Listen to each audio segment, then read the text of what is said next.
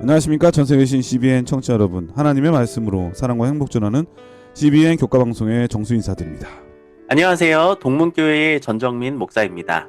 네, 목사님 정말 반갑습니다. 네, 안녕하세요, 목사님. 네, 목사님 혹시 시를 좋아하시나요? 네, 가끔 뭐 설교에 시 인용하기도 하는데요. 네. 네, 뭐 시를 싫어하는 편은 아닙니다. 제가 최근에 정말 짧은 시인데 가슴에 와닿는 시 하나를 읽은 적이 있거든요. 네, 제목은 행복이에요. 행복. 아, 나태주라고 하는 시인이 쓴 시인데, 나태주라고 하는 시인 유명한 시인이잖아요. 네, 네, 그분이 쓴 시인데 이런 시가 있어요. 저녁 때 돌아갈 집이 있다는 것, 힘들 때 생각할 사람이 있다는 것, 외로울 때 부를 수 있는 노래가 있다는 것, 이것이 행복이다. 아, 네, 행복이라고 하는 시였거든요. 저는 정말 간결하면서 많은 의미를 담고 있는 게 이 시잖아요. 네, 네, 오늘부터 우리가 2주간 배울 주제가 바로 이 시편에 나타난 계시입니다. 자, 네, 오늘은 첫 번째 시간인데요. 먼저 기억절 말씀을 읽어드리겠습니다. 또 내가 보니 보라, 어린 양이 시온산에 섰고 그와 함께 14만 4천이 서 있는데 그들의 이마에는 어린 양의 이름과 그 아버지의 이름을 쓴 것이 있더라. 계시록 14장 1절 말씀이었습니다. 자, 오늘 제 8번째 시간 성서 예언 연구 방법론, 8번째 시간은 시편에 나타난 계시라고 하는 제목인데 어떤 말씀일까요? 네. 한 아이가 혼자 등산을 갔다 길을 잃었습니다. 아이는 길을 찾기 위해 여러 가지 방법을 사용했지만 결국 숲속에서 헤맬 수밖에 없었습니다. 그런데 마침 누군가 땅에 떨어뜨린 지도를 발견하게 되었습니다. 그 지도는 길을 자세히 설명하고 있었고 아이는 무사히 집으로 돌아갈 수 있었습니다. 시편은 우리 삶의 다양한 경험 속에서 길을 잃거나 낙심할 때 우리가 다시 하나님께 돌아가는 방법을 안내하는 지도와 같습니다. 시편은 인간이 살아가며 겪는 다양한 감정과 경험을 보여줍니다. 우리는 죄 때문에 괴로워하고 낙담하기도 하며 때로는 하나님의 임재를 경험하며 기쁨과 감사를 느끼기도 합니다. 시편을 읽으면 하나님께서 우리의 모든 경험 가운데 함께 하심을 우리는 알게 됩니다.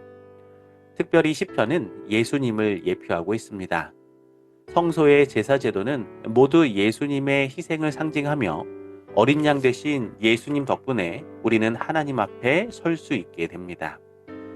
요한계시록 14장은 마지막 때에 하나님의 남은 백성의 사명을 분명히 말하고 있습니다.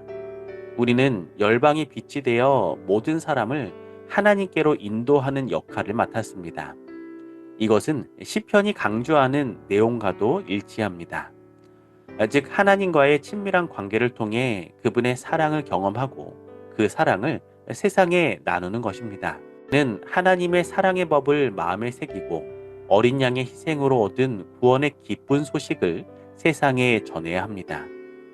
시편은 우리가 하나님과 더욱 깊은 관계를 맺도록 도와주며 우리 삶의 목적과 사명을 다시 한번 깨닫게 해줍니다. 이제 우리의 삶은 하나님의 자비와 사랑을 경험하고 그 경험을 통해 다른 사람들에게 하나님을 전하는 증인의 삶이 되어야 합니다. 이것이 바로 시편을 통해 배우는 계시이며 우리가 기억해야 할 중요한 진리입니다. 이러한 시편의 내용은 마지막 때에 우리의 역할을 이해할 수 있게 도와줄 것입니다. 이 교과를 통해 이러한 내용들을 우리는 살펴볼 것입니다. 예, 시라고 하는 거는 함축적인 단어, 암시, 운율을 통해서 우리에게 깊은 메시지를 주는 게 바로 시잖아요. 이 네, 시편도 마찬가지일 텐데요. 이 시편에는 정말 셀 수 없을 만큼 예수님에 대한 예언과 계시를 담고 있죠. 150편의 시편 중에 메시아 편으로 불리우는 것만 해도 7편 정도 되니까 이 네, 시편은 어떤 면에서 예수님에 관한 함축적인 책이라고 이렇게 할 수도 있을 것 같고, 어떤 분들은 시편을 작은 성경이라고 말하고 있죠. 네, 창세기부터 계시록에 있는 모든 내용을 시편에 다 담고 있다. 그리고 또 가장 가운데에 있잖아요. 자, 오늘은 이 네. 시편에 나타난 계시를 우리 전정민 목사님과 함께 살펴보도록 하겠습니다. 말씀이 앞서 참여 듣고 시작합니다. 여기는 말씀의 방송 CBN 코리아입니다.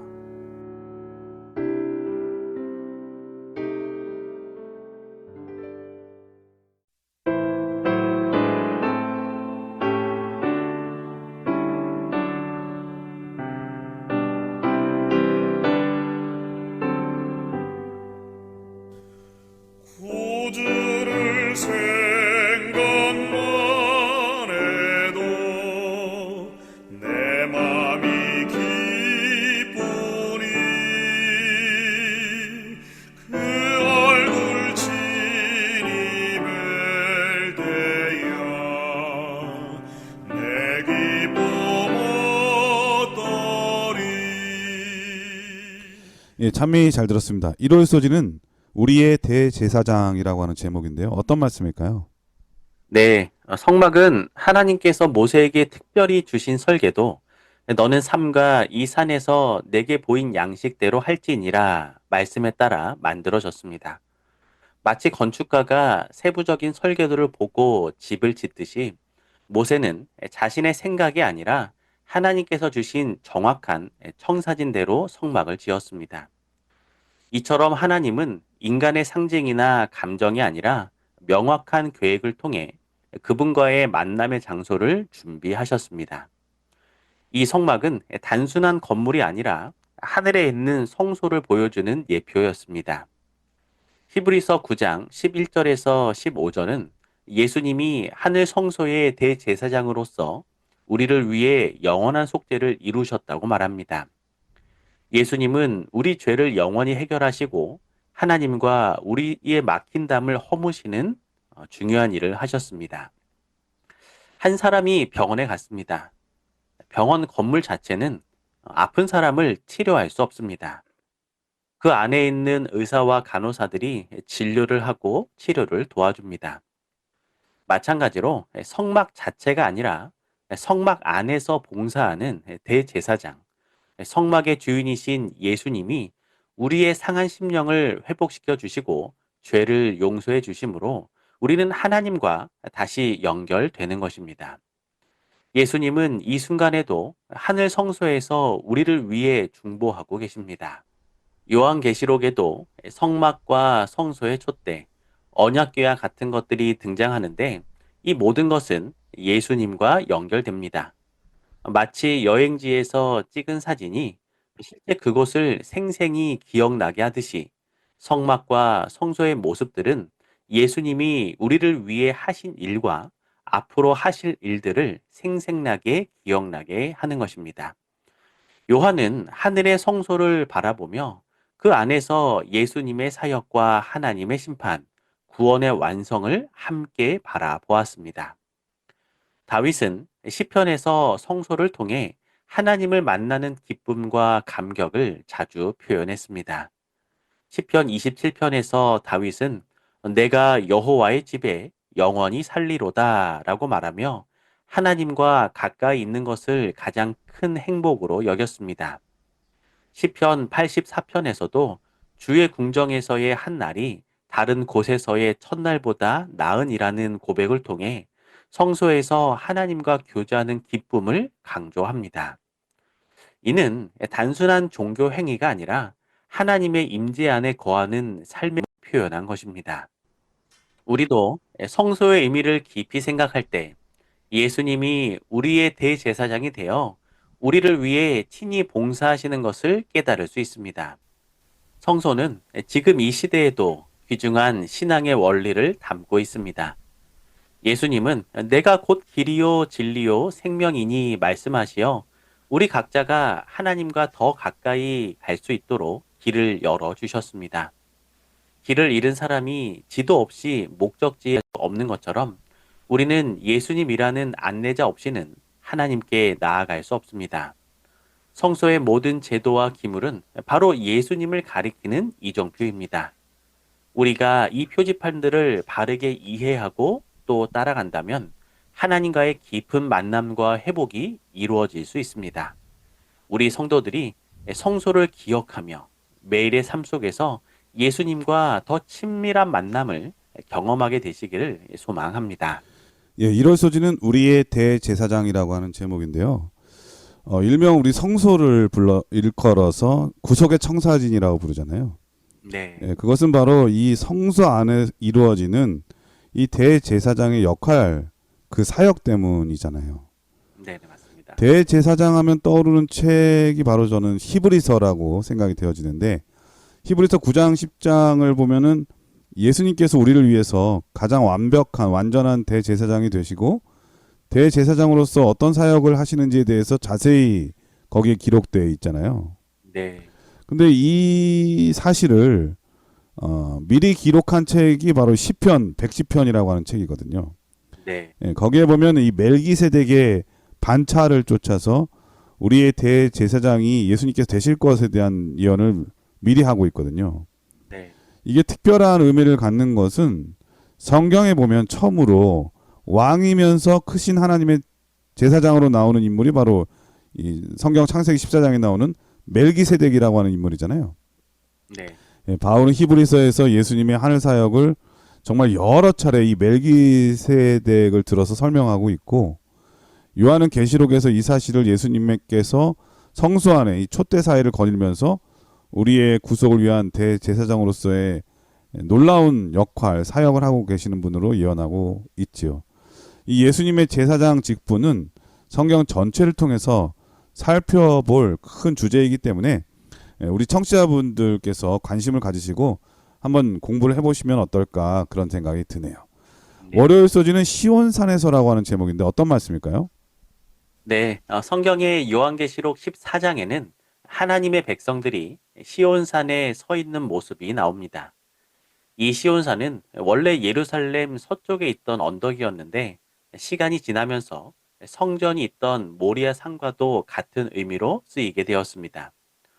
즉 하나님이 그분의 백성들과 함께 하시는 장소를 상징합니다. 네, 아브라함이 이삭을 제물로 바치던 그 자리, 그게 모리아산이고, 네, 맞습니다. 네, 그 제단 그 자리에 솔로몬이 예루살렘 성전을 지었다, 이렇게 말하고 있잖아요. 네. 시편 15편과 24편에서 다윗은 중요한 질문을 던졌습니다. 그의 거룩한 산에 설 자가 누구인가? 다윗이 이야기한 대답은 마음이 깨끗하고 말이 진실하고 행동이 완벽한 사람이었습니다. 하지만 우리 가운데 그렇게 완벽하게 살아온 사람이 있을까요? 한 소년이 높은 산을 오르고자 했지만 길이 너무 험해 중간에 넘어지고 말았습니다. 그는 포기하려고 했습니다. 바로 그때 소년 뒤에 따라오던 아버지가 그를 부축하고 짐을 대신 짊어져 주었을 때 산 정상까지 함께 오를 수 있었습니다. 그 소년은 자신의 힘으로는 결코 산에 오를 수 없었지만 아버지의 도움으로 정상에 설 수 있었던 것입니다. 우리가 하나님 앞에 완벽하게 설 수 있는 유일한 방법은 바로 어린 양 예수님의 도움이 있기 때문입니다. 요한계시록 14장에는 어린 양 예수님이 우리의 부족함과 죄를 그분의 보혈로 덮어주시고 우리를 하나님 앞으로 인도하여 주십니다. 어린 양 예수님 덕분에 우리는 소년처럼 우리의 힘이 아닌 아버지의 은혜로 시온산에 설 수 있게 되는 것입니다. 히브리서 10장 19절에서 20절은 우리에게 분명히 말씀합니다. 그러므로 형제들아, 우리가 예수의 피를 힘입어 성소에 들어갈 담력을 얻었나니 그 길은 우리를 위하여 휘장 가운데로 열어놓으신 새로운 살 길이요 휘장은 곧 그의 육체니라. 네. 오직 예수님의 희생과 사랑만이 우리가 하나님의 거룩한 산에 설 수 있는 유일한 방법이요 길입니다. 우리 힘으로는 완벽한 삶을 살 수 없기에 그분의 완전한 의로움과 희생이 꼭 필요합니다.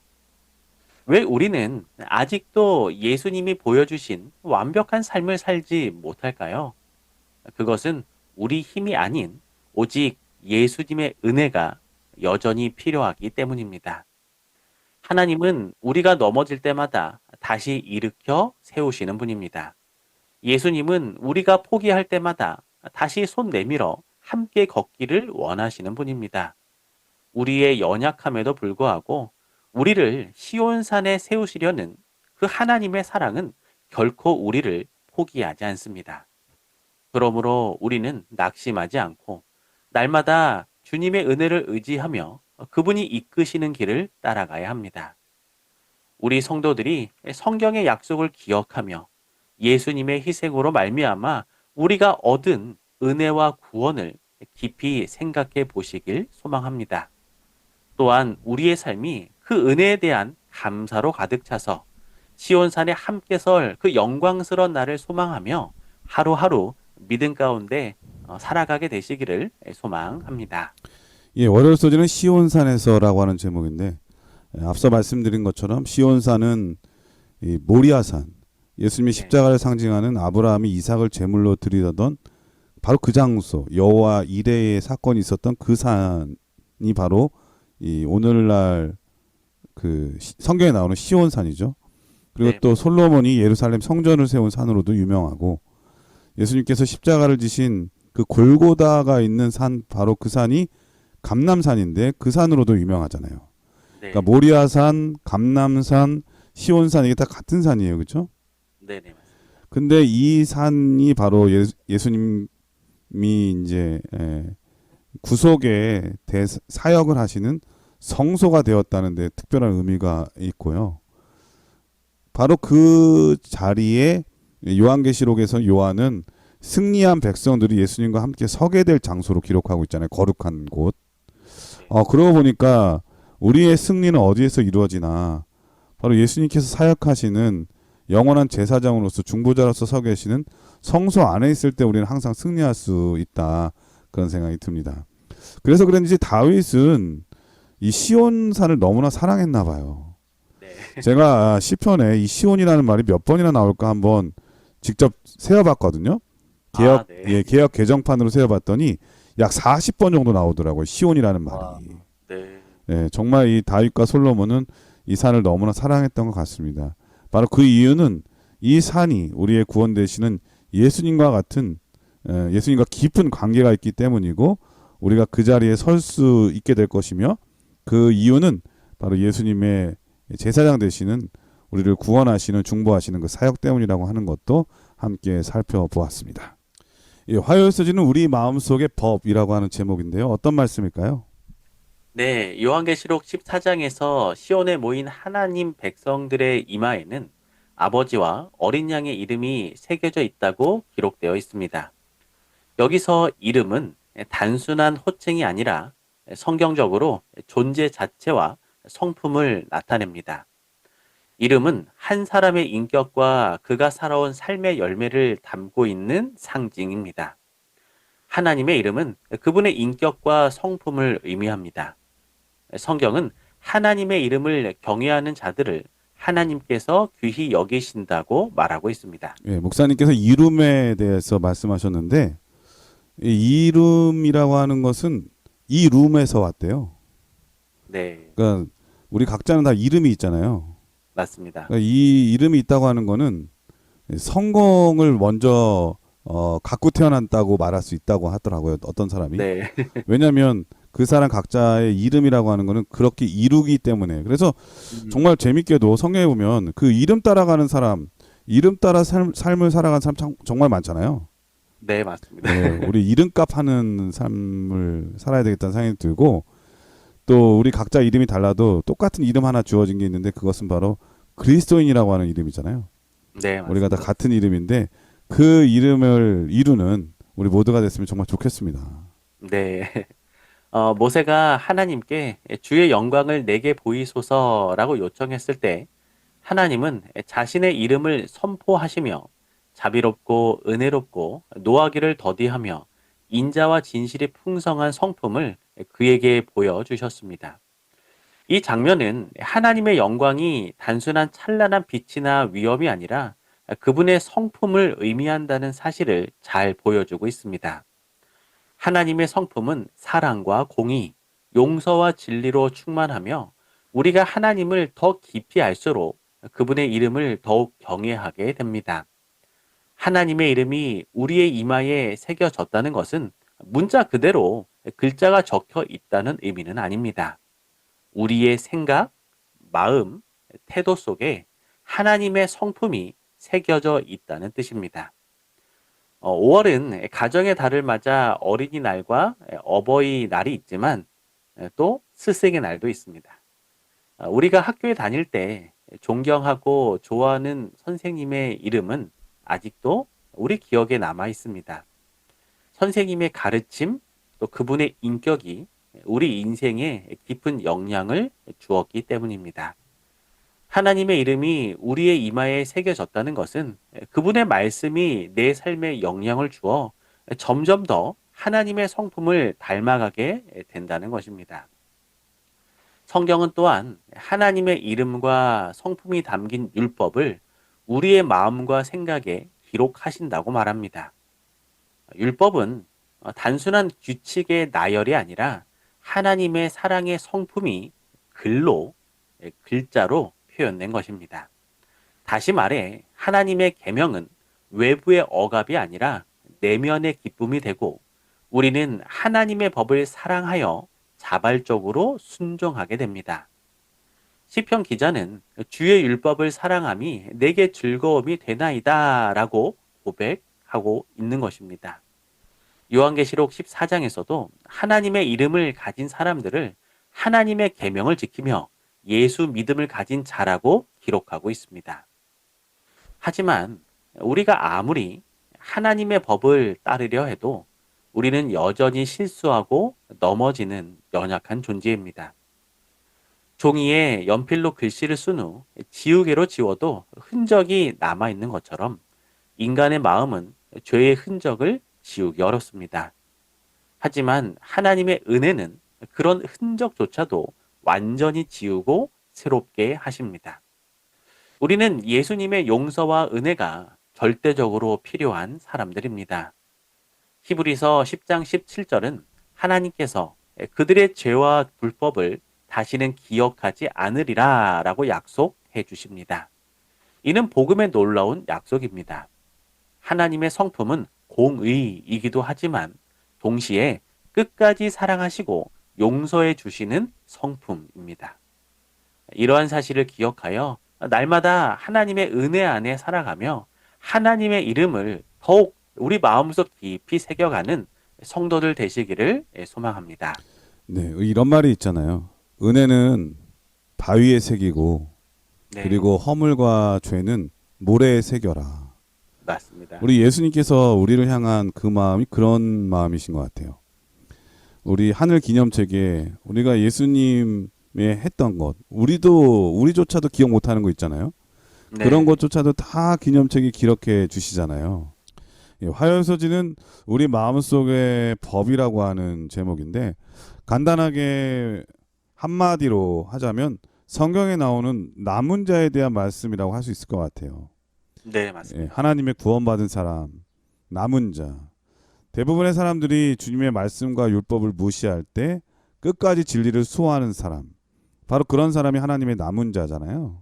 네, 성경에 보면 창세기의 아담, 에녹, 노아로 시작해서 아브라함과 이삭과 야곱의 12아들, 그리고 예수님, 그리고 예수님의 제자였던 12사도로 이루어졌던 교회, 그리고 오늘날 끝까지 그 진리대로 살아가는 소수의 남은 교회가 있다고 하는 거죠.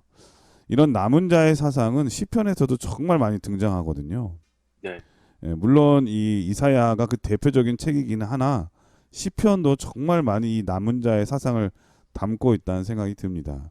이 남은 자는 바로 요한계시록에서 하나님의 계명과 예수의 믿음을 지키는 자들로 표현되고 있고 이 사람들이 목사님께서 앞서 설명한 시온산에 설 자들임을 말씀하고 있죠. 우리 모든 청취자분들이 이 성경에 나오는 이 남은 자에 대해서도 한번 공부를 열심히 해보는 것도 정말 특별한 의미가 될 거라는 생각이 들고요. 성경을 보는 눈이 또 확실히 달라지지 않을까 그런 생각이 듭니다. 자, 그럼 여기서 찬미 한 곡 들으신 다음에 계속해서 수요일 목요일 소주를 공부하도록 하겠습니다. 여기는 말씀의 방송 CBN 코리아입니다.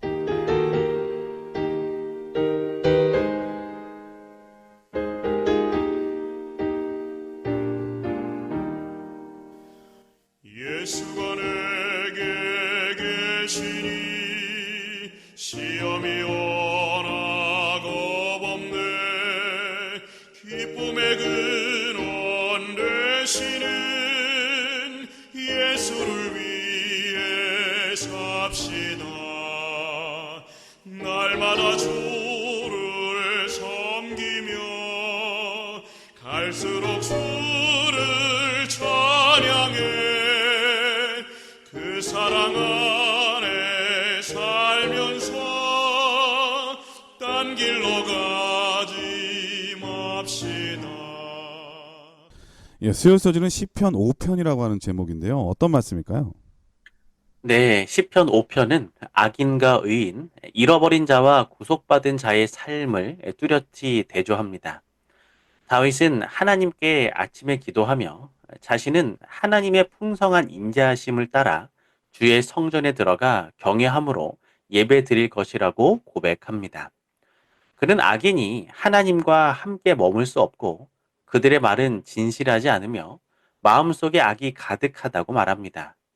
반면 하나님을 의지하는 자는 기뻐하며 즐거워하고 하나님께서 그들을 보호하신다고 말합니다. 이 시편은 요한계시록 14장에 하나님의 마지막 남은 자와도 깊은 관련이 있습니다. 계시록 14장에서 시온산에선 구속받은 무리는 하나님의 이름이 이마에 새겨져 있고 그들의 입에는 거짓말이 없으며 하나님의 계명을 지키며 예수의 믿음을 가진 자들입니다. 시편 5편과 마찬가지로 이들도 악과 타협하지 않고 진리 안에 거하는 자들입니다. 다윗은 시편 5편 4절에서 주는 악을 기뻐하는 신이 아니시니 악이 주와 함께 머물지 못하며 라고 말합니다.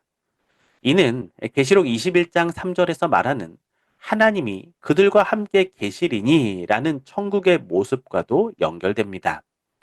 하나님의 임재 안에 거하려면 죄로부터 구속받아야 하며 그분의 성품을 닮아가야 하는 것입니다. 어느 교회에 평범한 직장인이었던 한 집사님이 있었습니다.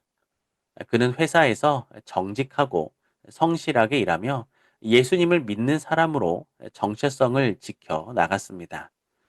어느 날 회사에서 회사의 부정을 눈감아 달라는 제안을 받았지만 그는 이를 단호히 거절했습니다. 이 일로 인해 부당한 대우도 받았지만 그는 흔들리지 않았고 오히려 동료들이 그의 진실된 태도를 보며 감동을 받게 되었습니다. 이 집사님이 입으로 복음을 외친 적은 없지만 그의 삶 자체가 진리를 말하고 있었던 것입니다. 저도 전에 있던 교회에 이런 일을 경험한 장로님을 보았거든요. 네, 그 심적 괴로움 때문에 엄청 힘들어했어요. 이 네, 회사의 비리를 알면서 말해야 될까 말아야 될까. 결국 그는 이 하나님의 말씀대로 기도하면서 정직히 행했을 때에 네, 하나님께서 선한 길로 인도하시는 장면을 제가 봤거든요. 네, 맞습니다. 예, 우리가 어느 곳에 섰을 때 무엇과 얘기를 하고 무엇과 우리 마음에 담아야 될지 그게 되게 중요한 것 같아요. 네, 사람은 쉽게 타협하기 쉽거든요. 왜냐하면 손해 보면 내가 어려움을 당하니까.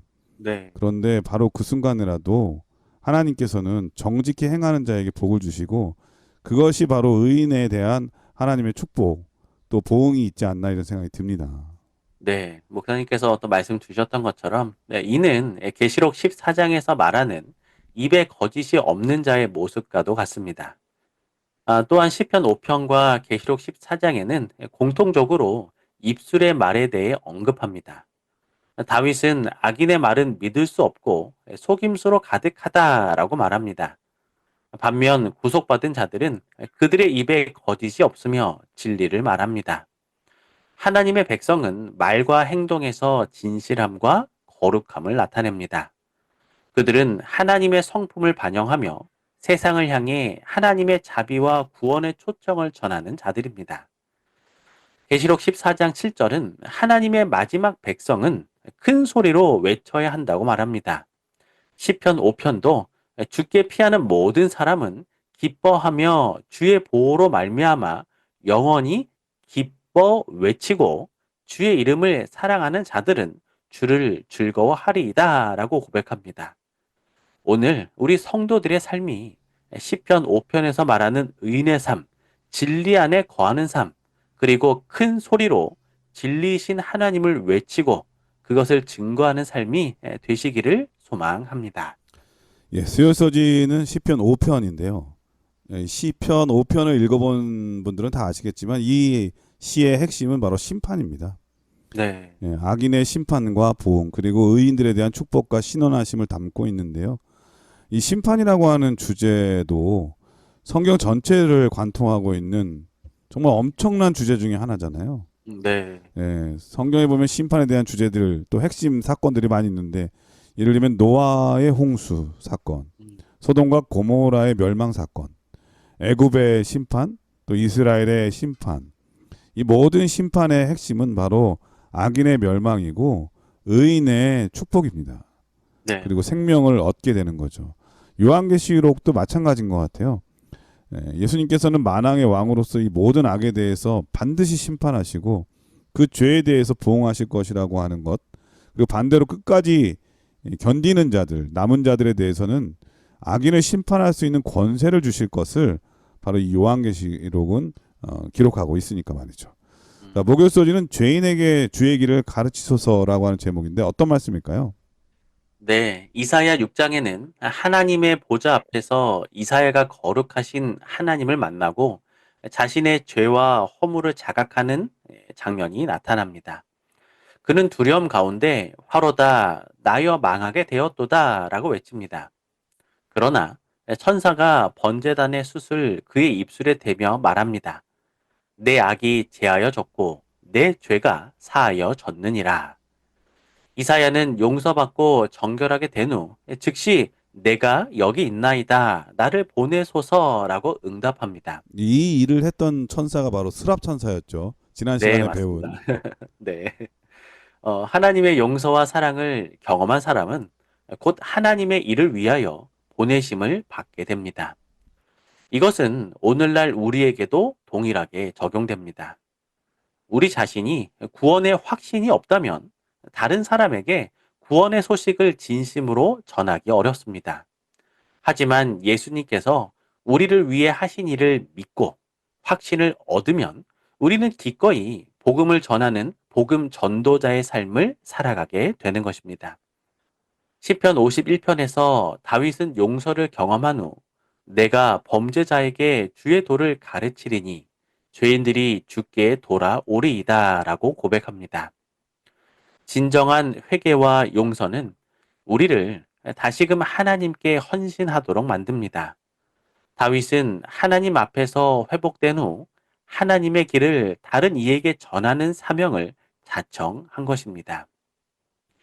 한 여성이 중독과 인간관계의 상처, 자기 비하로 삶의 의미를 잃고 방황하던 중 교회 작은 소그룹에 참여하게 되었습니다. 그곳에서 예수님의 용서와 회복에 대한 말씀을 듣고 진심으로 눈물을 흘리며 기도하게 되었고 이후 회복을 경험하게 되었습니다. 이제 그녀는 매주 같은 고통을 겪는 이들을 찾아가 위로하고 예수님 안에 있는 새 삶을 증거하며 살아갑니다. 성도가 된 그녀는 말합니다. 예수님이 나를 다시 살려주셨어요. 그래서 제가 회복된 것처럼 다른 사람도 살리고 싶어요. 이것이 바로 보냄받은 자의 삶입니다. 요한계시록 14장의 세 천사의 기별은 영원한 복음에 기초합니다. 하나님을 경배하라. 바벨론이 무너졌도다. 우리는 세상을 향해 구원의 복음을 전해야 합니다. 그리고 내가 먼저 이 복음을 경험해야 합니다. 정로의 계단은 말합니다. 우리가 주의 선하심을 맛보아 알았다면 무언가 할 말이 있을 것이다. 우리가 예수님의 은혜를 체험했다면 우리는 그 사랑을 숨길 수 없습니다. 복음은 단지 머리로 이해하는 지식이 아니라 가슴 깊은 체험이며 그 체험이 곧 사명의 불꽃이 되는 것입니다. 오늘 우리 성도들이 나를 보내소서라고 외치게 되시길 소망합니다. 그리고 세상에 영원한 복음을 전하는 그 놀라운 사명을 기쁨으로 또 행복으로 감당하게 되시기를 소망합니다. 예, 우리들도 종종 모임을 갖잖아요. 인간관계는 이 모임을 통해서 주로 이루어지는데 네. 모임을 갖다 보면 누군가 이제 대화를 이끌어가는 사람이 있고 대화에 이제 주제들이 나오는데 그 주제에 대해서 개인적인 경험을 한 사람은 할 얘기가 많거든요. 네. 그리고 또 생생하게 증언을 하잖아요. 네. 그러다 보면 거기에 빠져들고 그래서 동감하기도 하고. 근데 경험이 없는 사람은 할 말이 없거든요. 네. 오늘 목요일 소지는 죄인에게 주의 길을 가르치소서라고 하는 제목인데 악으로 가는 수많은 사람들을 위한 용서와 속죄에 대한 기별을 담고 있는 내용의 말씀인 것 같습니다. 근데 이러한 기별의 말씀을 우리가 전해야 되는데 이런 구원의 경험이 없는 사람들은 이 말씀을 전하고 싶어도 뭘 전해야 될지 모를 때가 많거든요. 목사님께서 정로에게다 말씀 읽어주셨지만 전 이 말씀 정말 가슴에 와닿는 것 같아요. 우리가 주의 선하심을 맛보아 알았다면 무언가 할 말이 있을 것이다. 사도들은 이 할 말을 전하다가 자기 목숨을 버렸잖아요. 그리고 그 씨앗이 오늘날 우리가 예수님을 알게 되는 이 모태가 되고 교회가 되었는데 우리 각자가 이러한 경험을 맛보아 알므로 할 말이 있는 그런 모든 성도들이 됐으면 정말 좋겠습니다. 목사님께서 이번 교과를 간략하게 정리해 주시고 기도하고 마치도록 하겠습니다. 우리 성도들이 성소를 기억하며 예수님과의 친밀한 만남을 매일 경험하게 되시길 소망합니다. 성경의 약속과 예수님의 놀라운 희생을 기억하며 구원의 은혜에 감사하는 삶을 살게 되시길 소망합니다. 그리고 하나님의 이름을 마음 깊이 새기며 그 은혜 안에 거하며 시편 5편의 진리 안에 살아가는 의인처럼 날마다 나를 보내소서라고 외치며 복음을 기쁨으로 전하는 그 놀라운 사명을 감당하게 되시기를 소망합니다. 예, 목사님께서 기도해 주시고 교과를 마치도록 하겠습니다. 사랑의 하나님, 오늘도 말씀으로 우리를 깨우치시고 진리로 인도해 주심에 감사드립니다. 하나님, 우리가 성소를 기억하며 예수님과 날마다 친밀히 동행하고 그 희생과 구원의 은혜를 깊이 새기며 살아가게 하여 주시옵소서. 우리의 삶에 하나님의 이름이 새겨져 하나님의 성품을 닮아가며 시편 5편의 의인처럼 진리 안에 거하게 하여 주시옵소서. 하나님을 경외하며 기쁨으로 그분을 증거하는 삶을 살게 하시고 이사야처럼 내가 여기 있나이다 나를 보내소서라고 응답하는 자 되게 하여 주시옵소서. 그리고 영원한 복음을 온 세상에 담대히 전하며 그 사명을 기쁨으로 감당케 하여 주시옵소서. 사랑의 예수님의 이름으로 간절히 기도합니다. 아멘. 네, 전세계 계신 12회 청취자 여러분, 세계적으로 유명한 성공학자인 지그 지글러라는 사람은 이런 말을 했습니다. 행동하는 2%의 사람이 행동하지 않는 98%의 사람을 지배한다. 우리는 누구를 지배하기 위해 행동하는 사람들은 아닙니다. 그러나 우리의 행동이 누구를 살릴 수만 있다면 이보다 더 중요한 행동의 동기가 어디에 있겠습니까? 한 주일 동안 건강하시고요. 저희는 다음 주에 더 좋은 모습으로 찾아뵙도록 하겠습니다. 안녕히 계십시오. 안녕히 계세요.